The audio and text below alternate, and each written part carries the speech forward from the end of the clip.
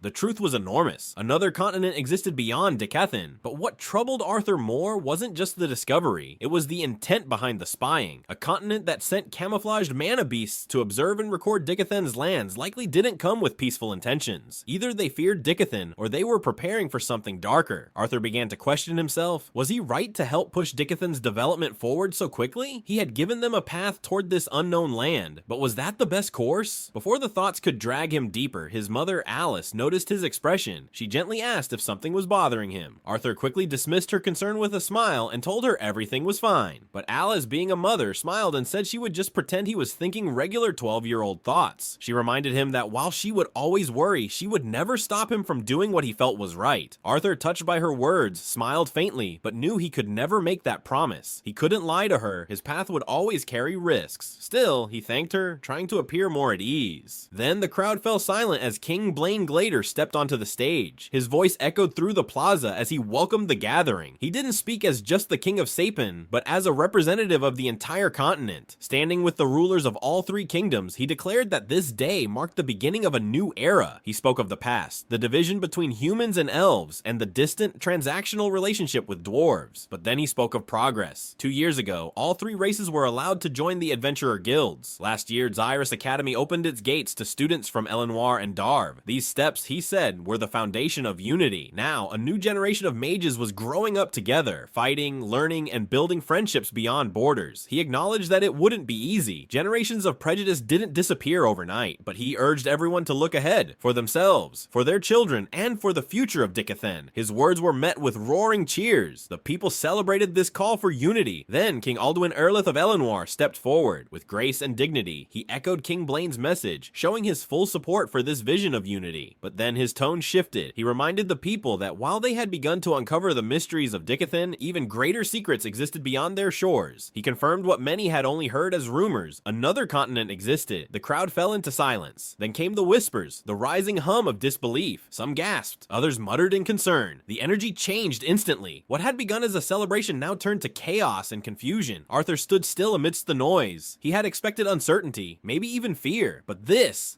overwhelming reaction showed just how unprepared the world was for the truth. King Alduin stepped forward once again, trying to calm the crowd. He acknowledged that even the royal families knew very little about this new land across the ocean. What lay out there was still unknown, a continent filled with mystery, adventure, and possibly danger. But what they did know was that attempts had been made from the other side to reach Dicathen. Evidence had shown their efforts, though neither side currently had the technology to make the journey. The crowd grew louder with uncertain whispers and confused murmurs. That's when the Dwarf King stepped onto the stage. His voice, deep and powerful, cut through the noise as he commanded everyone to be silent. Instantly, the crowd obeyed. All eyes turned to him. The Dwarf King spoke with conviction. Like Alduin, he admitted they had limited knowledge, but he reminded everyone that in times like this, the most important thing was unity. They could no longer afford to see each other as separate races and rivals. Their cultures and appearances may be different, but at the heart of it, they were all born of the same land, Dicathen, and he, for one, was proud of that. He hoped that their children and future generations would feel the same pride. At first, there was only silence. Then a few scattered claps broke out, quickly growing into a roar of applause. Cheers echoed throughout the city square. For the first time in a long while, all three races stood as one. The Dwarf King wasn't finished. He spoke of the future, saying that bringing the three races together as one would take time, effort, and patience. But to start this new era, they had selected 6 individuals. These 6 had been chosen by the royal families of all 3 kingdoms for their courage, wisdom, strength, and sense of responsibility. They would stand as protectors of Dicathen and serve directly alongside the kings and queens. From that day forward, they would be known as the 6 Lances. These lances weren't just defenders, they were symbols. Each one represented not just their own kingdom, but the unity of the entire continent. From the back of the stage, 6 figures emerged. 2 elves, 2 humans, 2 dwarves. Each wore elegant white armor, customized to their race and style. With grace and discipline, they knelt down before the crowd and their rulers. The kings each approached with small ornate boxes, drawing 2 rings apiece. Then they began the ceremonial appointment of the 6 warriors: Alea Triskin, Varai Orai, Ulfred Warrend, Aya Greffin, Micah Earthborn, and Bacon Wykes. As soon as the final name was spoken, Elijah, standing near Arthur, muttered in disbelief. He had caught it. Wykes, the same last name as Lucas Wykes. The crowd erupted into celebration as the lances stood and bowed. The air filled with cheers, whistles, and chants. King Blaine stepped forward once more to close the ceremony. He addressed the lances, encouraging them to protect Dicathen and bring it honor. Then he spoke to all aspiring mages across the continent, telling them to dream big, that even the heavens weren't a limit anymore. As the king's final words faded, the magical orbs projecting the announcement dropped softly to the ground, signaling the end of the event. For Arthur, though, the day left behind more than just awe and excitement. It was a cold, heavy reminder. He couldn't ignore the name Wykes. Lucas Wykes, the very person responsible for betraying Arthur's old party and getting most of them killed, had walked away from his crimes unpunished. Lucas had used his family's influence to avoid consequences, and now Arthur realized why no one dared oppose him. Because Bacon Wykes, Lucas's older brother, was not only a powerful mage, but now he was also one of the 6 Lances.